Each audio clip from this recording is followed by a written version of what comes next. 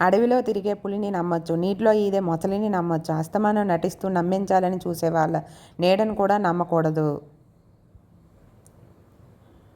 ఉన్నవాడు చచ్చిపోయాడని విగ్రహం పెట్టి మాల వేయడం కన్నా లేనివాడు చావకూడదని ఆకు వేసి అన్నం పెట్టడం మిన్న. రెక్కలు వచ్చాక ఎగరడం తప్పు కాదు, కానీ ఆ రెక్కలకు ప్రాణం పోసిన వారిని వదిలేసి ఎగరడం ఖచ్చితంగా తప్పే.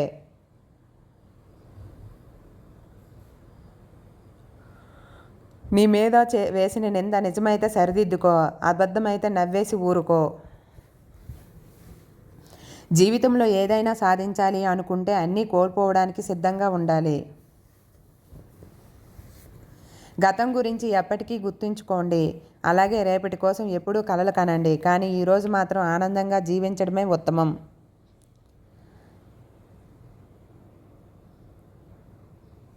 మనిషికి నాలుక ఒకటే, చెవులు మాత్రం రెండు. దీని అర్థం తక్కువగా మాట్లాడు, ఎక్కువగా విను. బలవంతుడు కొట్టే దెబ్బ తట్టుకొని నిలబడగలమేమో, కానీ నమ్మినవాడు కొట్టే దెబ్బను తట్టుకొని నిలబడలేం.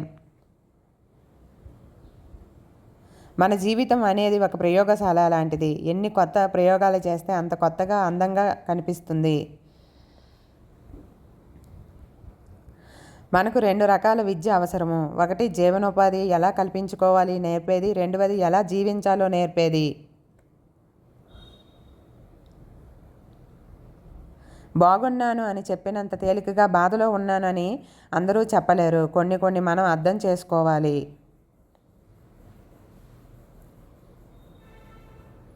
సింహం ఎప్పుడూ సింహాసనం కోసం పాకలాడదు, అది ఎక్కడ కూర్చుంటే అదే సింహంకి సింహాసనం అవుతుంది. అలాగే నీతిమంతులకు గుంపులతో పని ఉండదు, వారు ఎక్కడ ఉన్నా వన్నే తగ్గదు.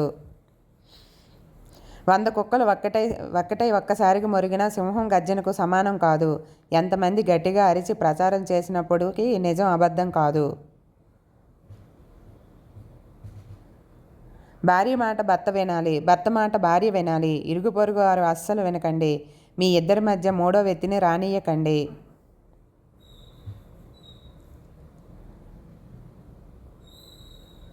ఏ కారణం చేతనైనా కర్మ నిన్ను మరిస్తే ఆ భగవంతుడు ఆ పనిని తప్పక పూర్తి చేస్తాడు.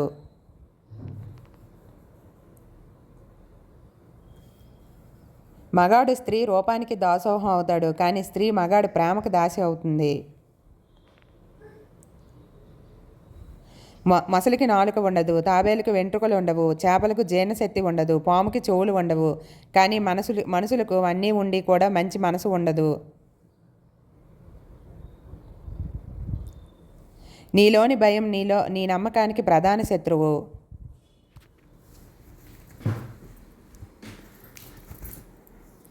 ఆడంబరం కోసం చేసే అప్పు, ఆనందం కోసం చేసే తప్పు మనిషి జీవితానికి పెనుముప్పు. నీవు చేసిన కృషికి అవకాశం తోడైతే దాన్ని అదృష్టం అని పిలుస్తారు.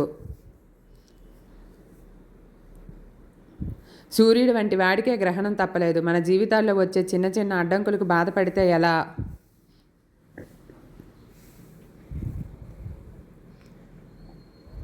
చీటికి మాటికి గొడవపడి అలిగే వాళ్ళ మనసు చాలా స్వచ్ఛంగా ఉంటుంది. అర్థం చేసుకోవాలే, చాలా అద్భుతంగా ఉంటుంది ఆ బంధం. ఇప్పటి కాలంలో ఒక మనిషి మరో మనిషితో మాట్లాడడానికి 2 కారణాలు: అవసరం, టైంపాస్. ఉన్నది ఉన్నట్టు చెప్పే వాళ్ళని దూరం చేసుకుంటాం, లేనిది ఉన్నట్టుగా చెప్పే వాళ్ళని తేలిగ్గా నమ్మేస్తాం. మనం నిజం తెలుసుకునే లోప నిజాయితీగా ప్రేమించిన వాళ్ళను దూరం చేసుకుంటాం. అదే జీవితం. కోపం వల్ల మనిషి తనని తాను మరిచిపోతాడు, దానివల్ల ఆలోచన కోల్పోతాడు. కావున ఎల్లప్పుడూ ప్రశాంతంగా ఉండడానికి ప్రయత్నించండి.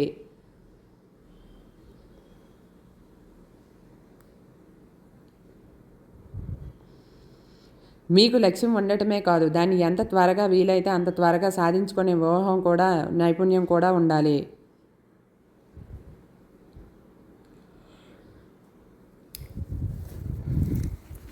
ధర్మం పాటించిన వాడు దేవుడయ్యాడు, తప్పినవాడు రాక్షసుడయ్యాడు, తెలియనివాడు మనిషిగా మిగిలాడు.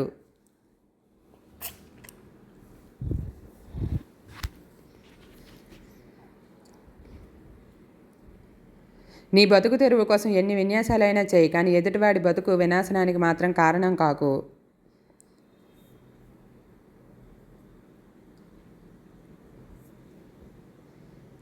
కోరికలు అనేవి మనసుకు సంతోషాన్ని ఇచ్చేలా ఉండాలి, కానీ మనశ్శాంతిని పాడు చేసేలా ఉండకూడదు.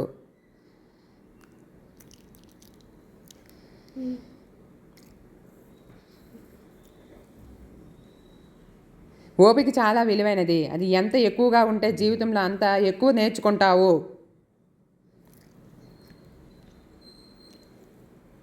నీవు ఎంతగా ప్రేమించి ఆదరించినను దుర్మార్గుడు నీకు అపకారం చేయుటకు ఎన్నడూ వెనుకాడడు.